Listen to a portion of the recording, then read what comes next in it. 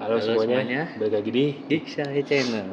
Oke, tumben kita bisa nonton selain film-film yang hype. hype nih. Nah, ini kan kita, ini sebenarnya Gigih yang pengen banget dan gue cukup tertarik dengan yang dia bilang. Jadi ini kita udah habis nonton The Fabelmans. The Fabelmans. Nah, Nah. gue pikir, itu film apa Gi?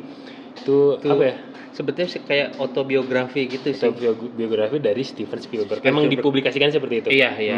Jadi walaupun memang karakter yang ditampilkan tuh Kan tuh- tidak lugas itu Steven Spielberg gitu Iya, ya. Diganti namanya lah. Namanya diganti, iya. Sebenarnya ya secara sinopsis lah, maksudnya kita jangan terlalu bahas banyak plotnya. Intinya perjalanan seorang filmmaker ya, Filmmaker. yang terinspirasi dari berbagai macam hal dalam hidupnya dia, Iya. ditambah dengan drama-drama yang dialami dia dalam hidup gitu. Khususnya dalam keluarga. Hmm. Sebenarnya Nah. lebih kayak apa ya? Love letter to cinema lah gitu ya. Oke. Surat cinta kepada sinema gitu kan. Jadi cukup relatable, apalagi kalau yang suka nonton karya-karyanya beliau, bahwa ada lo upbringing beliau atau bawaan dari kecil beliau akhirnya menjadikan karakter film-film beliau kayak gitu, ya bisa jadi karena inspirasi dengan drama-drama dalam kehidupan dia waktu kecil gitu kan. Nah, yang menarik memang nah ini kebetulan kita tadi satu studio cuma berdua. Jadi kita bisa diskusi di dalam.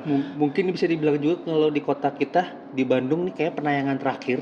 Iya, kayaknya udah sedikit studionya, jamnya juga sedikit. Tadi yang nonton nggak ada. Udah besok nggak ada nih. Besok udah nggak ada nih. Udah ditarik ini. Ditarik ya ini. Jadi kita menyempatkan, walaupun sebenarnya niatnya hari pertama, cuma ternyata tidak, satu dan lain hal tidak bisa dilakukan hari pertama. Nah, cuma menarik ya, maksudnya Gigi sempat bahas ini mungkin akan mirip seperti Roma.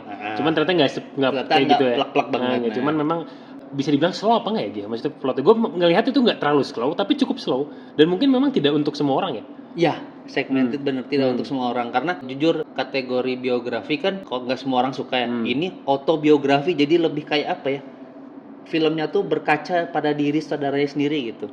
Jadi kita harus bisa dibilang harus familiar dulu lah sama kekaryaan Steven Spielberg, baru bisa kita mendalami, oh ternyata film ini itu mau menunjukkan begini loh gitu. Ada interpretasi dari perjalanan hidupnya itu. Jadi, dan walaupun diperankan oleh aktor-aktor yang bisa dibilang kita udah tahu kayak Paul Dano sama Michelle Williams, tapi kan mereka memerankan orang lain kan di film ini itu kan, bukan dirinya sendiri. Jadi kayak kita harus menggali itu, dan ya kalau tadi 1-2 mungkin selentingan ternyata memang udah ada kisah-kisah hidup yang Spielberg sering ceritain, dia terekam di apa ya, di jagat sosial gitu kan. Dan ini kita jadi ada lebih tahu yang nggak taunya gitu. Jadi ada yang ternyata sebenarnya ini kayak film personal, dia menampilkan yang bisa dibilang bagi beberapa orang mungkin itu hal rahasia ya, mungkin aib kali ya, tapi karena ini filmnya dia, gue mau refleksi diri sendiri gue juga, gue tampilin aja. Ini background gitu dari karya gue loh, gitu, yang gue alami gitu. Ya. Tapi memang yang menarik ada beberapa potongan adegan yang buat kita cukup berkesan, khususnya adalah salah satu trigger yang membuat dia tertarik dunia sinematografi. Itu kita udah sempat bahas, yaitu dia nonton Greatest Show on Earth. Nah, kita pernah bahas di video tahun 1952 nanti. Tampilin kartnya. Dimana kalau kita cap itu sebenarnya sebagai the worst best picture, tapi ternyata film itu jadi pemicu seorang Spielberg ya, seorang Fabelman kecil itu untuk jadi seorang filmmaker gitu. Dari satu adegan yang sebenarnya mungkin bagi beberapa orang gak penting, tapi bagi seorang Sam Fabelman itu berkesan. Akhirnya dia jadi pengen jadi apa yang gue lihat di layar gitu kan. Nah, pengen punya apa sebetulnya kendali atas itu kan. Kayak gitu. Jadi akhirnya dia punya sense of directingnya dari situ gitu. Dari sini aku senengnya dia ngambil setting-settingnya kan the golden age of cinema kan, tahun 50-60 khususnya di Hollywood. Ya beberapa ya kita ada apa ya, lihat-lihat posternya, lihat-lihat apa-apanya, aktor-aktor yang bisa dibilang aktor-aktor legendaris zaman dulu ya, walaupun di luar negeri. Jadi kayak wah, ternyata si Fabelman ini tumbuh kembangnya di zaman-zaman lagi bagusnya itu kan. Iya, dan mungkin Gigi penyuka film klasik ya. Tahun segituan gue gak tahu, dan dia banyak yang tahu. Dan ini mungkin teman-teman yang suka juga itu mungkin akan sangat banyak related ya. Iya, gimana sih dengan keterbatasan. Nah, ini kalau ini lebih ke teknis, yang kayak tadi tiba-tiba DG juga bilang, wah ini 8 mm sampai sekarang juga harganya Kodaknya sampai 600.000 gitu kan, yang kayak gitu-gitu ternyata zaman segitu tuh itu tuh udah kayak barang berharga juga kan zaman segitu, walaupun belum bisa nangkap suara kan. Tapi mereka, seorang Sam Fabelman itu atau Spielberg tanda kutip, bisa menampilkan dengan keterbatasan itu dia bisa bikin karya gitu. Filmmaking gitu. itu ya mungkin sampai sekarang ya Sampai sekarang. salah satu hal yang mewah gitu. Mewah, iya. Jadi nggak semua orang bisa kerjakan gitu. Makanya agak-agak di situ mencerminkan ya sampai sekarang sih kehidupan seorang seniman yang itu ditentang banyak pihak termasuk keluarga lah. Dia pengen menampilkan itu. Nah, jadi situ kayak gitu, jadi mau menampilkan bahwa jadi seorang seniman tuh jalannya tidak mudah gitu. Khususnya bertumbuhnya pada saat bertumbuh. Dan itu udah berkaitan sama plot, dan di dalam plot itu dimainkan dengan acting yang sangat bagus ya. Sangat dari orang tuanya itu yang tadi disebutin aktor aktrisnya. Dan kalau si Sam Fableman-nya cenderung apa ya, mungkin nggak bilang biasa sih, cuman lebih menonjol bapak ibunya. Iya, bapak ibunya. Karena mungkin udah lebih pengalaman iya. Gue nggak bisa menjelaskan, ada sensasi aneh di plotnya gitu. Iya. Entah slow tapi enggak, tapi ini digambarkan di tahun segitu dengan cukup apik ya, pastilah Hollywood. Dengan setting yang oke, mobil, properti dan segala macam gitu keren banget. Keren banget. Ya, itu mah udah musik udah nggak usah diragukan lah. Literally sebenarnya kayak ini sih. Fableman tuh kalau kita boleh bilang sebenarnya ini kan menggambarkan bahwa kalau kebelakangan pakai belakang man itu kan ada darah Yahudi gitu ya. Ini kita nggak bawa ke sana, tapi lebih ke kata fable. Fable kan bercerita ya. Jadi Fableman itu bisa dibilang itu kayak storyteller gitu ya. Storyteller. Jadi itu tuh kayak menggambarkan bahwa seorang Spielberg itu storyteller yang unggul gitu kan. Jadi mau dibilang di sini tuh Fableman itu dari kisah-kisah hidupnya itu bisa diceritakan juga untuk jadikan film. Akhirnya menambah khazanahnya si Spielberg sebagai seorang filmmaker gitu kan. Jadi di sini Fableman itu tuh punya arti banyak, entah itu nama keluarganya atau storyteller gitu kan di situ tuh. Jadi si Fableman itu tuh menempatkan posisi gitu ya.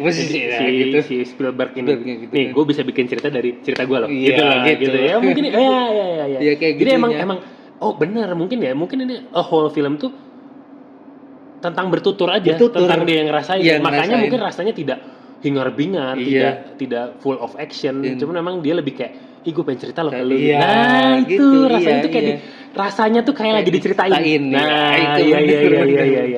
Nah, itu sih. Ya itu. Jadi akhirnya yang esensi kita tangkap gitu sih. Memang ada beberapa pacing yang mungkin agak harus slow, apalagi kita nontonnya jam terakhir ya.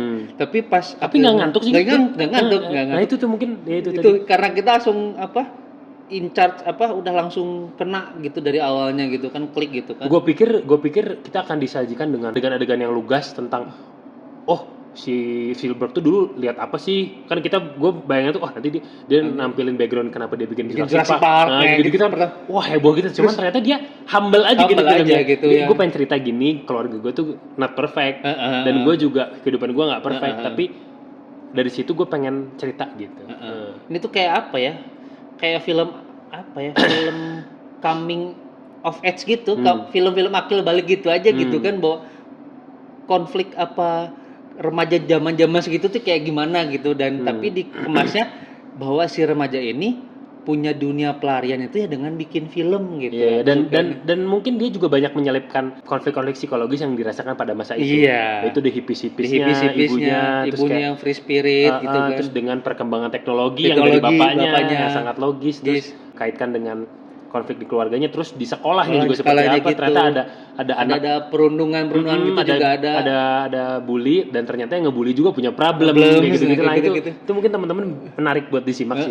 Jadi mungkin settingnya jadul tapi konflik-konfliknya mungkin masih relatable. Masih relate. Kayak aku mau bikin film, itu mah nggak real, itu hobi. Itu imajinasi. Itu sampai sekarang. Ya itu, jadi ternyata ada stigma kayak gitu masih ada gitu sampai sekarang kan. Dan dia dikasih tahu kan, maksudnya ini bagian dari dialog lah, nggak terlalu spoiler, kayak seni itu akan menghancurkan lu gitu. Itu di seni itu nggak gampang gitu. Itu bener sih. Makanya gue manggut tadi. Susah. Hidup di dunia seni, Iya banget.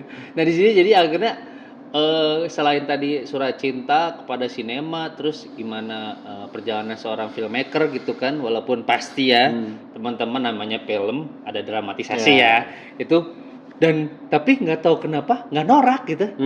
Ngerti gak sih? Jadi pas gitu. Kalau kata saya pas, khususnya nggak mau spoiler lah, pas udah adegan terakhirnya tuh kayak dan keren banget sih kayak saya. Agak ada rasa kayak udah gitu loh. Gitu. Jadi diakhiri dengan humble aja gitu. Udah gitu loh. Jadi nggak wah hingar-bingar ledakan gitu. Dia pengen kan. ceritanya ini udah. Nah, ini udah. Sisanya ya kita tahu sampai sekarang iya, lah gitu ya. gitu ya.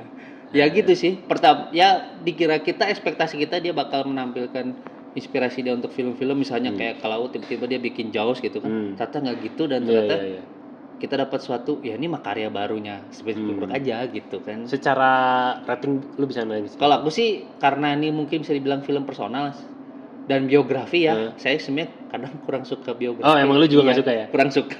Jadi ini mah saya kasih 7,9 lah. Buset masih baik banget. Gue 7 loh. Ya 7,5 berarti. 7,5 ya teman-teman bisa gitu. Cuman ya ini kayaknya di bioskop sudah tidak akan lama lagi. Mungkin teman-teman nanti mungkin akan bisa nonton di OTT di mana atau yang menurut gue sih ini patut disimak buat teman-teman yang memang tertarik di dunia sinematografi ya. Atau suka dengan karya-karyanya Spielberg. Jadi pengen tahu backgroundnya kayak apa dan visinya pengen lihat kayak apa gitu. Menurut gue sih menarik. Iya. Itu sih kalau dari pribadi. Ya ada nggak bolehlah nonton nanti kalau teman-teman udah ada di streaming service gitu kan. Nggak bisa dilewatkan. Gitu aja ya. Ya CGV, good job udah ada Indomie bisa makan di dalam. Oke. Sampai jumpa di video selanjutnya. Jangan lupa subscribe. Jangan lupa subscribe, share ke teman-temannya. Oke. Sampai jumpa di video selanjutnya. Bye bye.